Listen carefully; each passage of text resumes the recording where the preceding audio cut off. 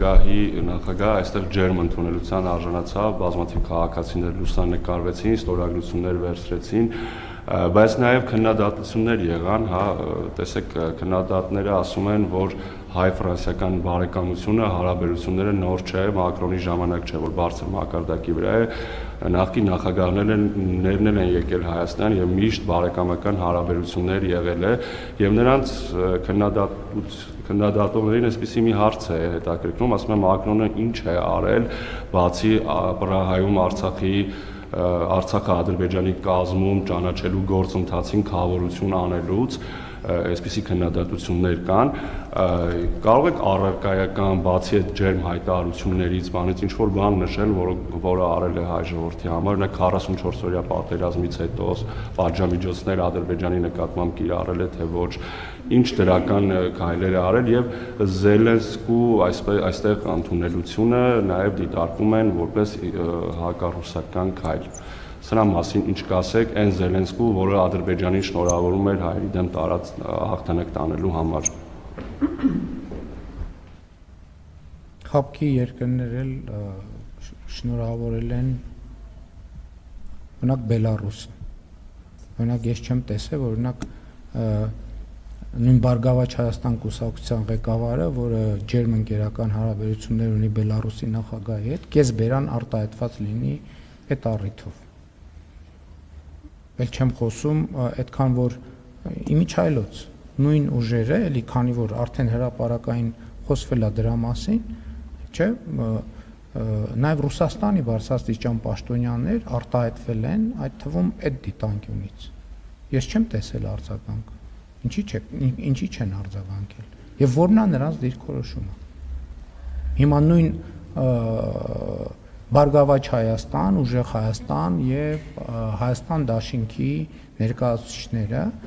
Պրագայի հոկտեմբերի 6-ի հայտարարությունից առաջ երկու անգամ ամենաբարձր մակարդակով հնչել է Ռուսաստանի Դաշնության կողմից հայտարարություն Ղարաբաղի Ադրբեջանի մաս լինելու վերաբերյալ։ Իրանք ոնց են մեկնաբանում դա։ Ես չեմ լսել այդ մեկնաբանությունը։ Հաջորդը ես ուղիղ ասել եմ Բելարուսի նախագահը ուղիղ Ադրբեջան կատարած այցի ընթացքում հայտարարել է, որ ինքը մասնակցել է 44-օրյա պատերազմի նախապատրաստություններին։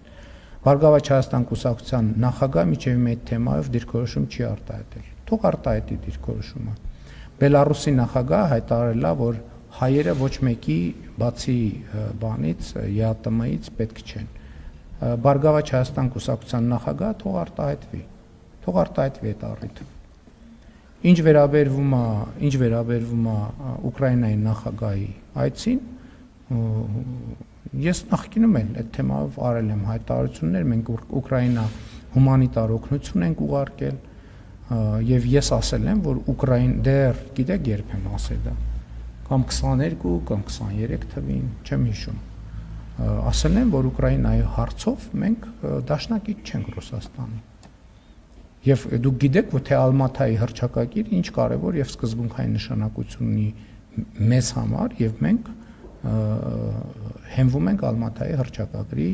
վրա եւ այդ հենքի վրա ենք կառուցում խաղաղությունը Ադրբեջանի հետ։ Եվ սա մեր սկզբունքային դիրքորոշումն է, ինչ վերաբերում է թե Ֆրանսիայի նախագահ Էմանուել Մակրոնը ինչ է արել, մայիսի 28-ին կտեսնեք ինչ է արել։ Ինչի պատմեմ։ Ցույց կտամ։ Մայիսի 28-ին հույս ունեմ Երևանում կլինեք, տեղ գնացած չկլինի, տեսախցիկները փչացած չեն լինի, հոսանքը անջատված չի լինի, ուրիշ տեղ կարևոր գործեր չեք ունենա, բանում այդ ինչա առինջում մեծ ու կարևոր միջոցառում չի լինի եւ դեն չի ստացի որ ամբողջ եթերաժամանակը կուղվի բանի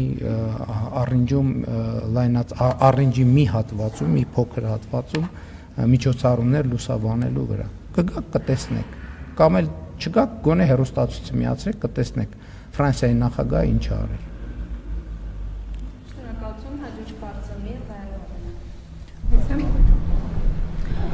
Պարոն Փաշինյան,